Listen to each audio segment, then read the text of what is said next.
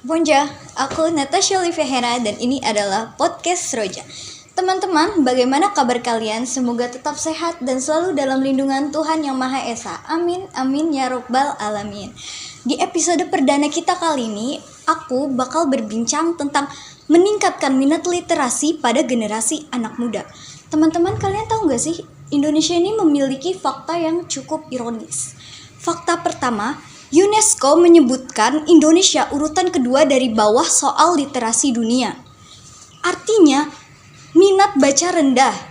Dan UNESCO juga pernah menyebutkan bahwa minat baca orang Indonesia ini hanya sekitar 0,001%, yang artinya di mana jika ada 1.000 orang, maka cuma ada 1 orang yang rajin membaca. Fakta keduanya, 60 juta penduduk Indonesia itu memiliki gadget dan berada di urutan kelima dengan kepemilikan gadget terbanyak di dunia. Nah, oleh karena itu, di sini aku mengundang rekanku, Sang Duta Literasi di SMA Negeri 13 Jakarta sebagai bintang tamu kita pada perbincangan hari ini. Oh ya, silakan masuk, Ayla. Halo Kak Natasha. Halo Ay, gimana kabarnya? Alhamdulillah sangat baik. Alhamdulillah. Coba dong, kenalan dulu. Oh iya boleh. Halo teman-teman semua. Perkenalkan saya Ayla Dinda Pramono, Duta Literasi SMA Negeri 13 Jakarta. Oke, sip. Jadi udah siap nih kita ngobrol-ngobrol. Siap banget ya? dong Kak. Siap Kita banget. harus meningkatkan literasi gak sih? Harus banget. Harus banget. Miris ya dengarnya tadi cuma banget. 1 orang loh dari 1.000 yang rajin membaca. Sip, oke. Ay, gimana sih pendapat kamu melihat minimnya tingkat literasi di Indonesia ini? Perasaan kamu tuh gimana? Pastinya sangat sedih ya Kak. Apalagi kalau tadi menurut data sampai ada perbandingan sekitar 0,00 sekian persen, dan juga minat baca dan minat literasi yang rendah itu pasti sangat menyedihkan bagi bangsa Indonesia, khususnya bagi para pemuda yang akan menjadi penerus bangsa.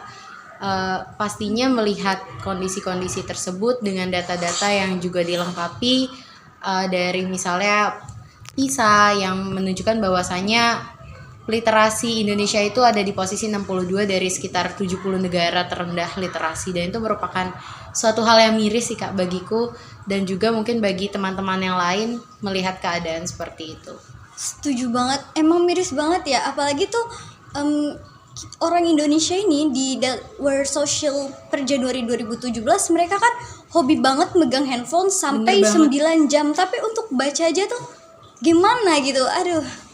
Jadi antara literasi digital dan juga kemampuan literasinya nggak sebanding gitu ya? Bener banget. Nah, kamu pernah nggak sih mikir kira-kira apa ya yang bikin mereka tuh males banget buat literasi?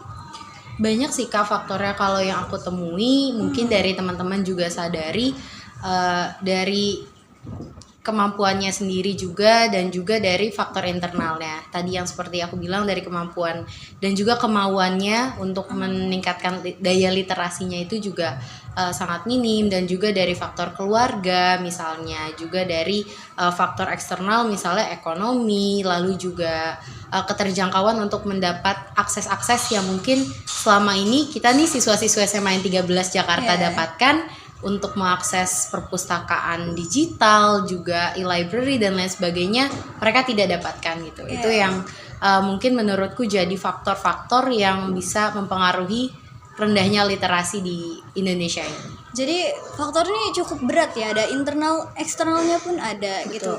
Nah, kira-kira kamu punya nggak sih strategi apa nih yang bisa kita lakukan buat meningkatkan minat literasi anak-anak muda ini? Kalau strategi sebenarnya nggak sulit sih Kak, simple.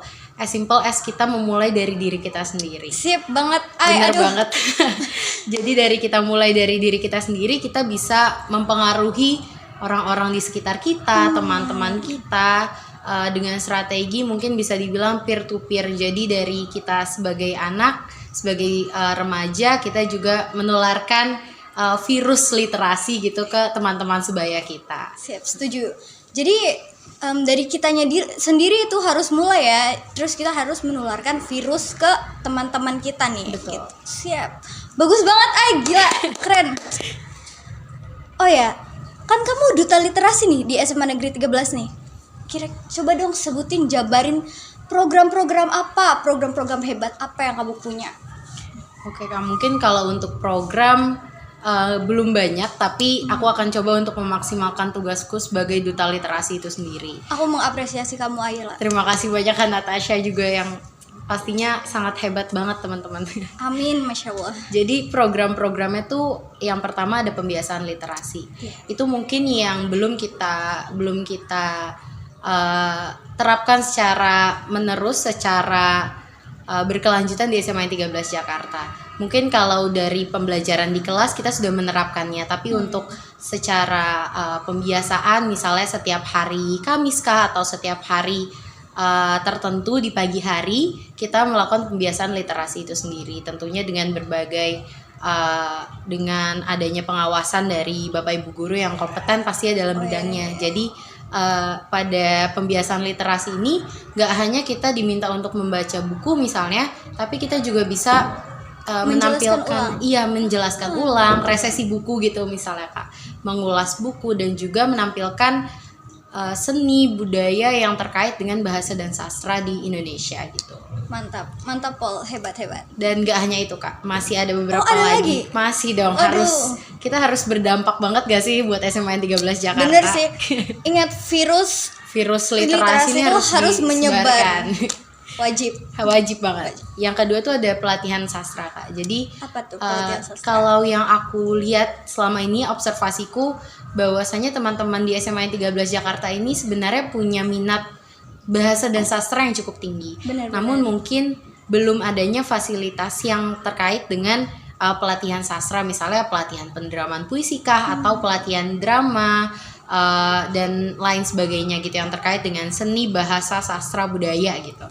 Mungkin kita bisa selanjutnya dapat berkolaborasi bersama pihak-pihak terkait, misalnya Perpustakaan Jakarta Utara, mungkin sampai Provinsi DKI atau mungkin Perpusnas sekalipun, untuk dan juga Dinas Kebudayaan, Dinas Pendidikan dan lain sebagainya yang bisa membantu kita untuk dapat menyediakan fasilitas, membantu sekolah untuk dapat menyediakan fasilitas bagi para siswa-siswi SMA 13 Jakarta untuk bisa berlatih tentang bahasa dan juga sastra. Terus hebat banget. Bener banget Kak. Harus itu, semoga harapan aku bisa berjalan juga ya. Amin, aku doain semoga lancar tanpa hambatan. Amin. Selanjutnya juga ada beberapa lagi Kak, ada bedah buku juga. Bedah buku apa itu? Jadi bedah buku itu kita membaca dari keseluruhan isi buku, lalu kita mengambil intisari dari buku itu sendiri dan juga kita memaknai isi dari buku itu sendiri. Jadi nggak hanya kita mendapatkan bahan bacaan, kisah-kisah yang kita dapat dari buku itu, namun kita juga dapat memaknai dari isi buku itu gitu.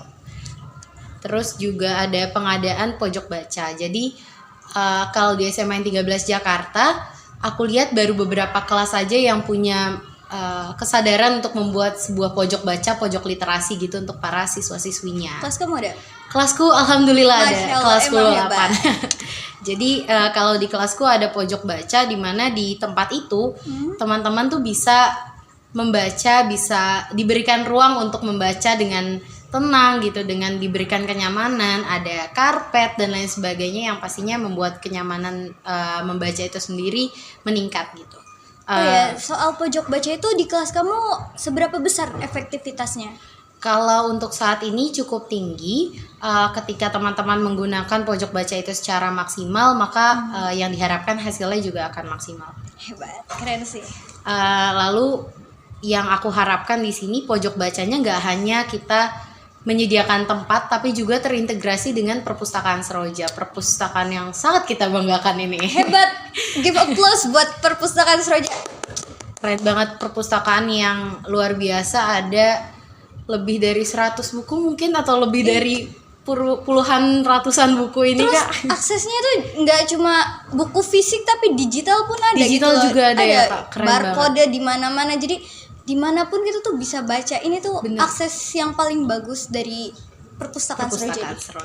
Tepuk tangan lagi tuh Kak. Aku keren banget soalnya aku mengapresiasi perpustakaan Seroja sebagai suatu perpustakaan yang benar-benar menyediakan fasilitas yang hebat banget untuk teman-teman di SMA 13 Jakarta. Jadi tadi yang seperti aku bilang, pojok bacanya nggak cuma sebagai tempat untuk kita membaca, untuk kita meningkatkan literasi, tapi juga terintegrasi dengan perpustakaan Seroja itu sendiri.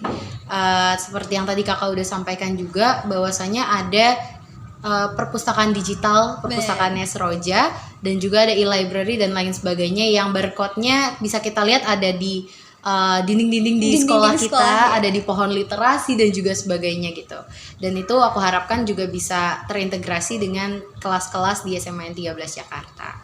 Dan yang terakhir mungkin sosialisasi dan seminar cerdas literasi. Jadi nggak hanya kita tanamkan kebiasaan membaca, tapi kita juga memberikan informasi terkait seberapa pentingnya literasi itu sendiri.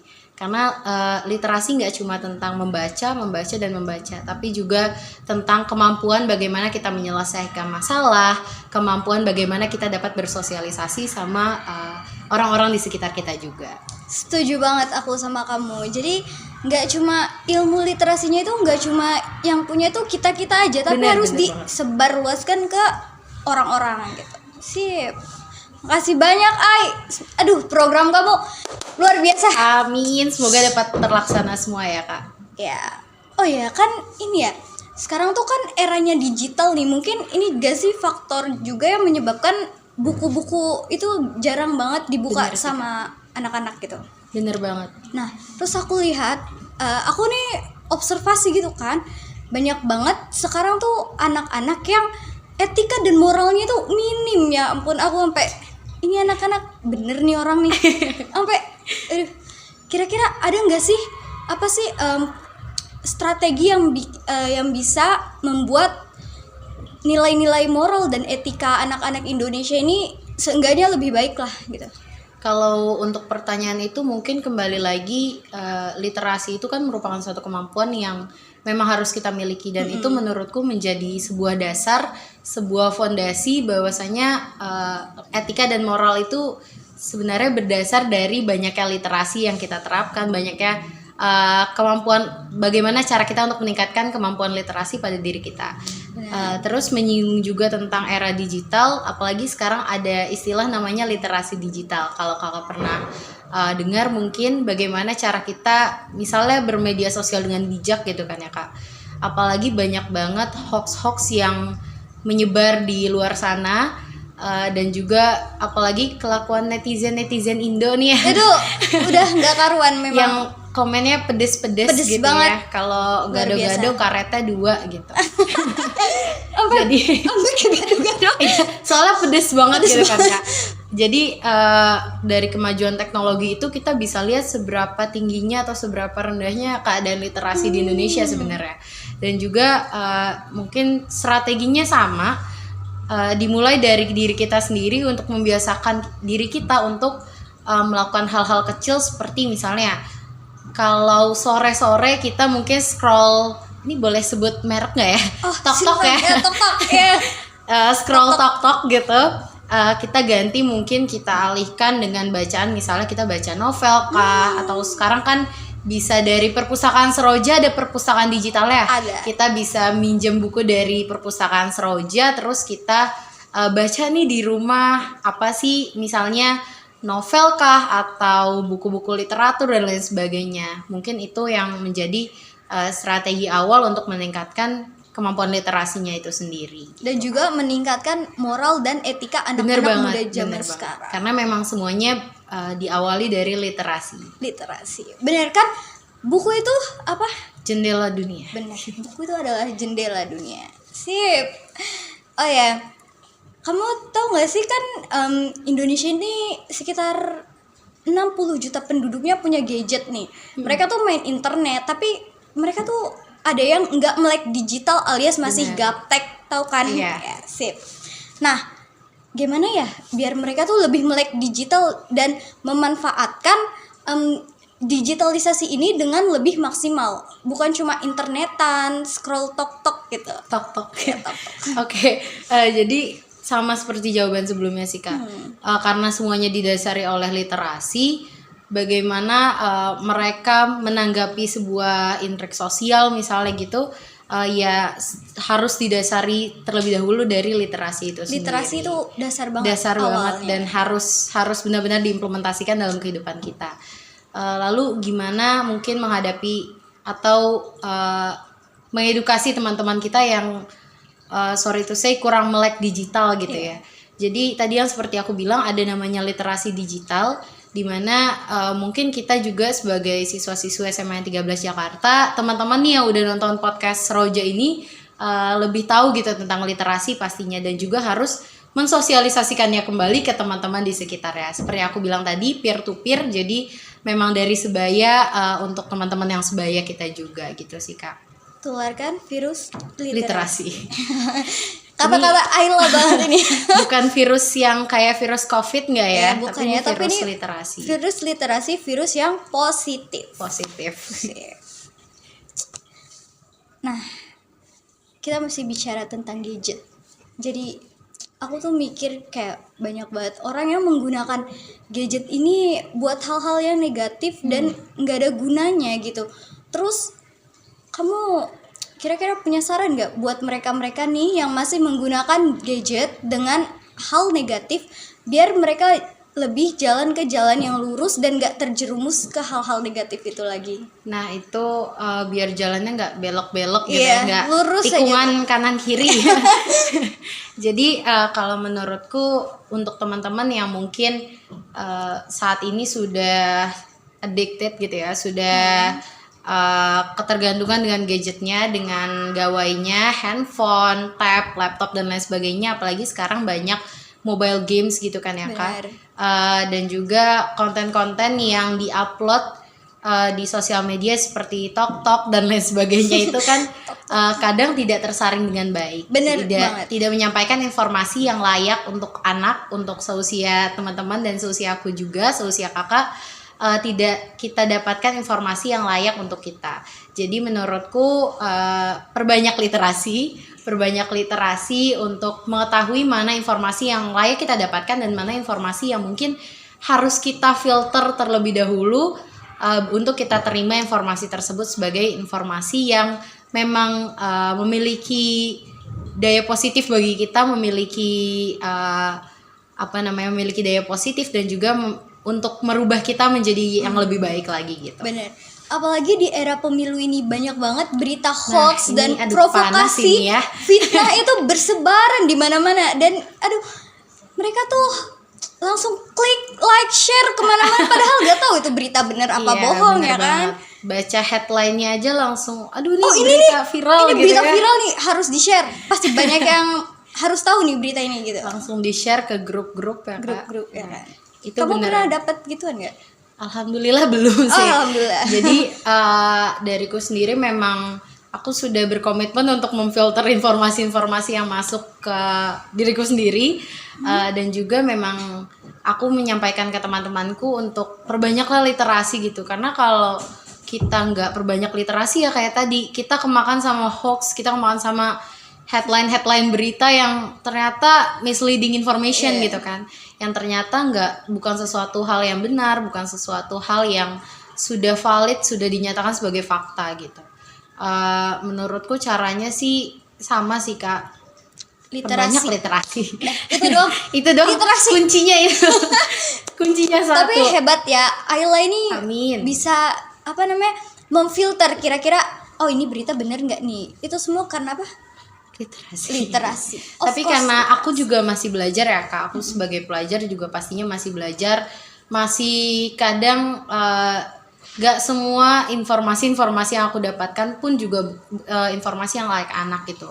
Apalagi kalau di website, kalau kita lihat banyak iklan-iklan yang kurang layak anak untuk kita dilihat gitu. Iya, untuk dilihat, kurang senonoh dan lain sebagainya, dan itu menjadi suatu kejadian atau suatu peristiwa yang miris menurutku, dan mungkin bisa menjadi masukan dan menjadi saran bagi pihak-pihak yang terkait. Tolong mungkin, ya kalau bikin iklan itu yang benar gitu, karena digital ini kan diakses sama semua orang. Buatlah iklan yang benar, buatlah iklan yang mendidik.